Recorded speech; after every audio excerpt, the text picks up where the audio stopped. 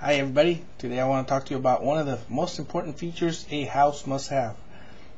Without this feature in a house, we would have to go out behind a tree or into an outhouse. Yes, that's right, you guessed it, a bathroom. A bathroom is one of the most important features a house must have. Not only the bathroom but also the plumbing. A house must have correct plumbing or we would be in trouble. Well, the step that I want to talk to you about is one of the 3 steps of plumbing a house. The first step is, which is the most important step, which is called the rough plumbing. Now the rough plumbing is before any other plumbing set in a house. The rough plumbing starts before the cement, the slab of the foundation of a house is poured. It is one of the most important because without this, the rest of the house cannot be plumbed. And once you pour the cement, you would have to break cement and go into the ground and start all over again. So it is more important to start with the plumbing and go on to the next step. What is rough plumbing? Rough plumbing is how it sounds is very rough.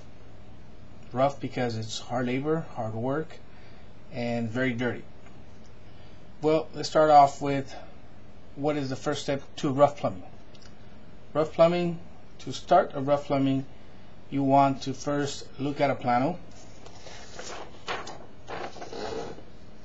Here's a few guys looking at a plano, getting ready to plumb or to trench the ground to plumb a house. You see? That right there is a plano. 3 guys talking over the plano. Yeah. Okay, once you read the plano, and well, actually a blueprint is what it's called, but plumber talk is plano. Anyways, once you figured out where the trenches will go when you start the plano, you want to chalk out the lines where the plumbing would be, and I'll show you a picture of what the trenches look like. There we go. See, on this side you can see the trenches. On the bottom there's the trenches, and this guy right here is working hard cleaning out the trenches, because once you trench, some dirt falls in the trenches, so a guy has to go in there and clean out the trenches from all the dirt. You've got a shovel right there and the trench. That is one of the hardest part of doing the rough plumbing, is cleaning out the trenches.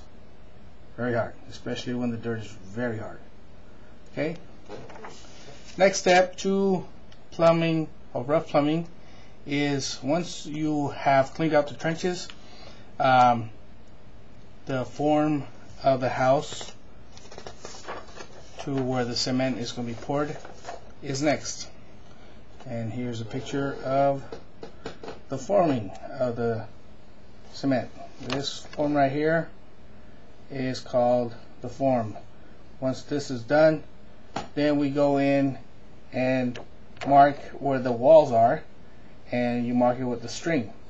I don't know if you can see it, but there's a string back here marking the wall, and we want to make sure that we mark the walls correctly and straight, or else once the cement is poured, we will be in big trouble if they're not in the place they're supposed to be. After the walls and the string is put up on the form, you can start cutting the pipe, setting your fittings. And what are the fittings that you need? You're going to need different types of fittings depending what you're going to be putting in. Either a toilet, a sink, a shower, a drain for a sink, a drain for a shower. And I don't know if you can see it on this picture, but this is the only picture that I was able to get. We can see that right here is one of the fittings. Get a closer look. One of the fittings. There's a fitting right here, and there's a fitting way back here. Okay, and you can see the pipe laying inside the trench. And this guy right here is working hard, gluing the fittings and the pipe. Okay, so once you have all the fittings and all the pipes cut out and placed where they're supposed to be in the trench, you start gluing them. Another thing very important about gluing the pipe and laying in the pipe with the fittings, you want to make sure that you level off the pipe. Now the pipe has to have a fall, about a 1/4 inch fall towards the front of the house. If the fall is not correct, and if it doesn't have a fall, what might happen is as the water goes through the pipe, it might get stuck in between, and that will cause problems in the future, and we don't want that. So we want to make sure that there's a fall all the way from the back of the house all the way towards the front and out to the sewer. Now once we've glued all the pipe, we laid all the pipe down and leveled out the pipe with the fall about a 1/4 inch.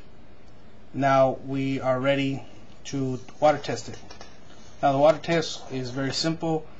You cap the end of the pipe and you start filling it with water.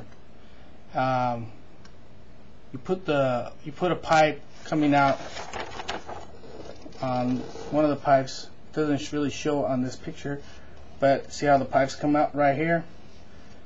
There will be a pipe about 12 feet high, and you will start filling up the water. As the pipes are filled with water, the water will be coming out of these pipes, on each pipe right here, and you will be putting caps. You'll be able to see the caps on there. And once the whole pipe system is filled with water, all the way to the last pipe, which will be about 12 feet, then you check for leaks. Make sure there is no leaks. If there is leaks, then you want to fix the leaks. Well, before you fix the leaks, you want to drain all the water out again, fix the leak, and start all over by filling up the water. And once you don't have leaks, then you're ready for inspection. Now every time you do anything with a house in construction, certain steps that are finished, you need to make sure you have an inspector come in and inspect it. That way you can move on to the next step. If the inspector does not approve it and there's fixes or redos that need to be done, you have to fix them, and then the inspector has to come back out there and reapprove it. Once he signs it off, you're ready to go to the next step. And the next step after the rough plumbing is to come in and pour the cement. Well, I hope you learned a lot today on how to rough plumb your house. I hope it's enough details, and I hope you had fun. I did. Thank you. Bye.